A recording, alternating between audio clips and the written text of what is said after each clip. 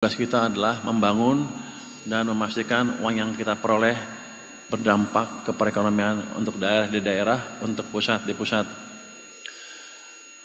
Saya ingin titip beberapa hal untuk rekan-rekan daerah, baik TPD maupun OPD yang menangani keuangan dan pembangunan. Pertama, kelola dana Pemda di bank dengan bijak, simpan secukupnya untuk kebutuhan rutin, tapi jangan biarkan uang tidur. Uang itu harus kerja, bantu ekonomi daerah. Mungkin Pak Askolani ke depan dipikirkan sistem transfer yang cepat sekali, mungkin hitungan hari, jadi daerah nggak usah numpuk uangnya di sana.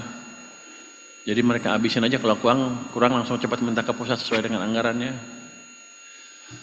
Kedua, saya minta Pemda mengakselerasi belanja yang produktif. Jangan tunggu akhir tahun, jangan biarkan uang parkir di kas daerah.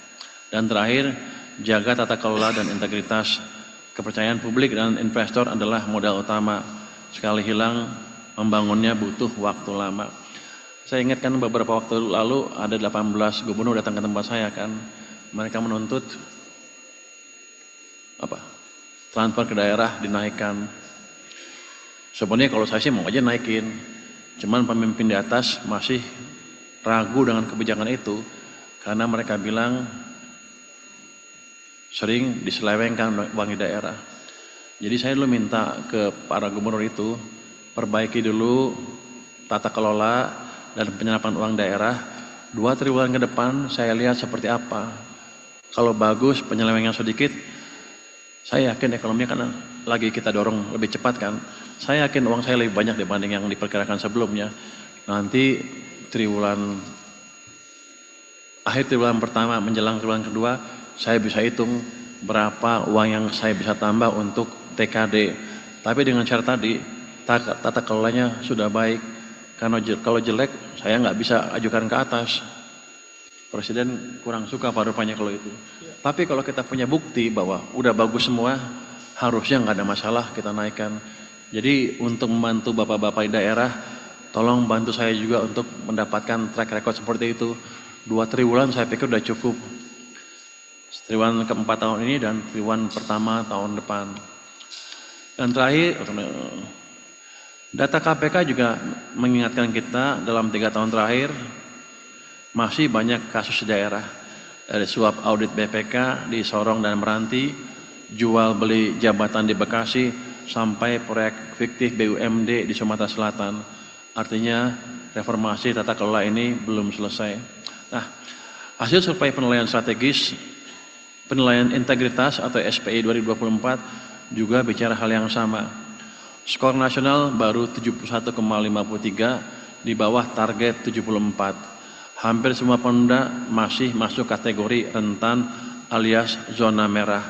Provinsi rata-rata 67, kabupaten 69. Jadi ini memang belum aman. Coba tolong perbaiki 2 triwulan ke depan deh. Jadi saya bisa ngomong ke atas. Kalau enggak saya dimarahin juga kalau ngomong.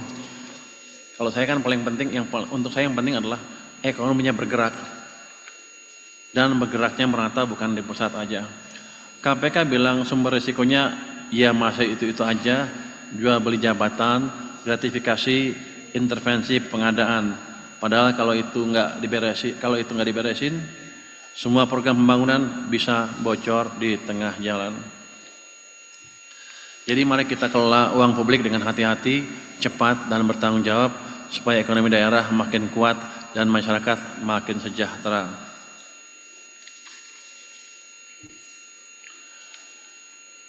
Mari dorong pelaksanaan anggaran yang lebih cepat dan lebih tepat dan lebih transparan. Gunakan dana dengan bijak, kelola kas daerah dengan efisien dan jaga integritas dalam setiap keputusan. Kalau semua ini berjalan seirama, kepercayaan publik akan tumbuh, investasi mengalir, dan ekonomi daerah semakin tangguh.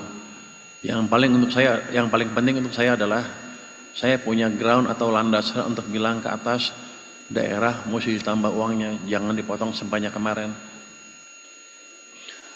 Saya percaya dengan kerja dan disiplin dan niat yang bersih, kita bisa menjaga stabilitas sekaligus memperkuat pertumbuhan ekonomi di daerah maupun secara keseluruhan nasional.